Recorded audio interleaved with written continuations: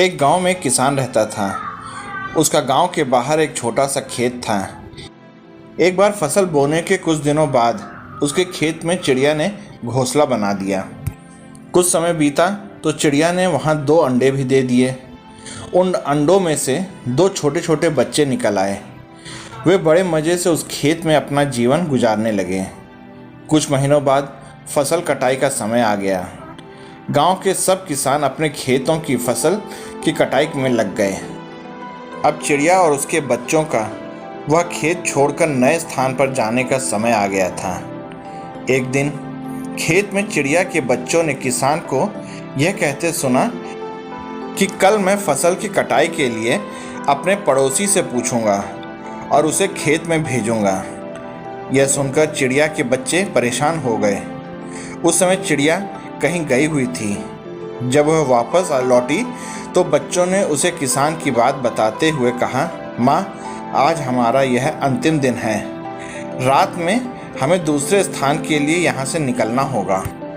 चिड़िया ने उत्तर दिया, इतनी जल्दी नहीं बच्चों, मुझे नहीं लगता कि कल खेत में फसल की कटाई होगी। चिड़िया की कही बात सही साबित हुई। दूसरे दिन किसान का पड़ोसी खेत में नहीं आया और फसल की कटाई नहीं हो सकी।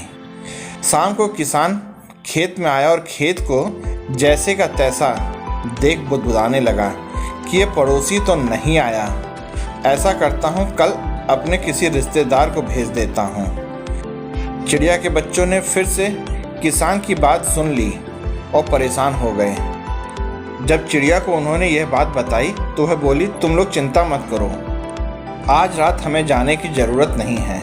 मुझे नहीं लगता कि किसान का रिश्तेदार कल आएगा। ठीक ऐसा ही हुआ और किसान का रिश्तेदार अगले दिन खेत नहीं पहुंचा। चिड़िया के बच्चे हैरान थे कि उनकी माँ की हर बात सही कैसे हो रही है। अगली शाम किसान जब खेत आया तो खेत की वही स्थिति देख बुदबुदाने लगा, ये लोग तो कहने के बाद भी कटाई के लिए नहीं आते। कल मैं खुद आकर फसल की कटाई शुरू करूंगा। चिड़िया के बच्चों ने किसान की ये बात सुन ली। अपनी माँ को जब उन्होंने ये बात बताई तो वो बोली, बच्चों, अब समय आ गया ये खेत छोड़ने का। हम आज रात ही ये खेत छोड़कर दूसरी जगह चले जाएंगे। दोनों बच्चे हैरान थे कि इस बार ऐसा क्या है जो माँ खेत छोड़ने को तैयार है। उन्होंने पूछा तो चिड़िया बोली, बच्चों, पिछली 2 बार किसान कटाई के लिए दूसरों पर निर्भर था। दूसरों को कहकर उसने अपने काम का पल्ला झाड़ लिया था, लेकिन इस बार ऐसा नहीं है।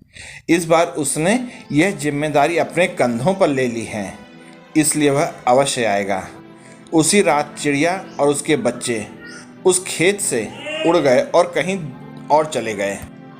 दूसरों की सहायता लेने में कोई बुराई नहीं है, किंतु यदि आप समय पर काम शुरू करना चाहते हैं और चाहते हैं कि वह समय पर पूरा हो जाए तो उस काम की जिम्मेदारी स्वयं लेनी होगी।